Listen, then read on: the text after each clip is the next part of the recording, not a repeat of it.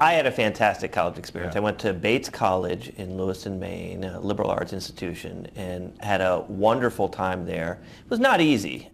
Yeah, no, my parents, my mother went back to work in part to help their children go to college, but we all had to contribute significantly to our own educations, and that was a challenge. We just didn't have a lot of resources, and even with the availability of scholarships and Pell Grants and other things, took out substantial amount of student loans. We essentially looked for money anywhere we could get it. That's a very common experience, and with the price of college today, it's an even more common experience that the challenge of paying for college has gotten worse instead of better. The price of college has increased at twice the rate of inflation for more than almost 3 decades now. And so ability to pay has really been outstripped by the rising price of college.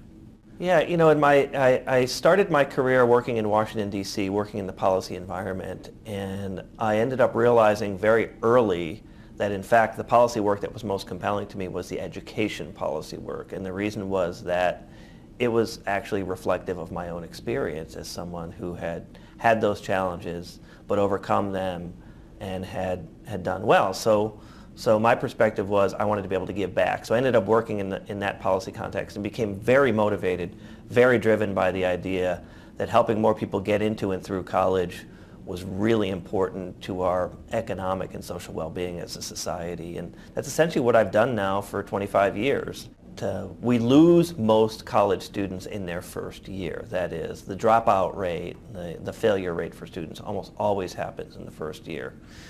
And there's 2 major reasons for that. One is money. Financial resources has a sort of domino effect in terms of the life experiences of students. Balancing work and study is a problem.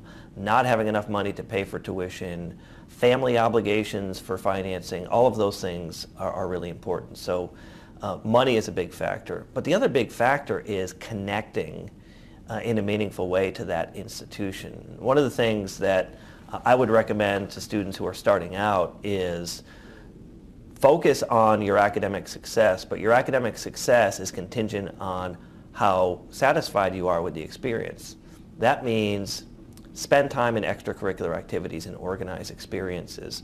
Connect to the campus, connect to other people, because the educational experience is not just about what you're learning in the classroom, it's about the entire experience. And people who feel disconnected from that experience are often the ones who become disaffected and they drop out or they find other things to do. And ultimately, they're the ones that don't get the college degrees. So it's having the financial capacity, which is a challenge, and making sure you connect on campus that are really, really important objectives for students earlier in their college career.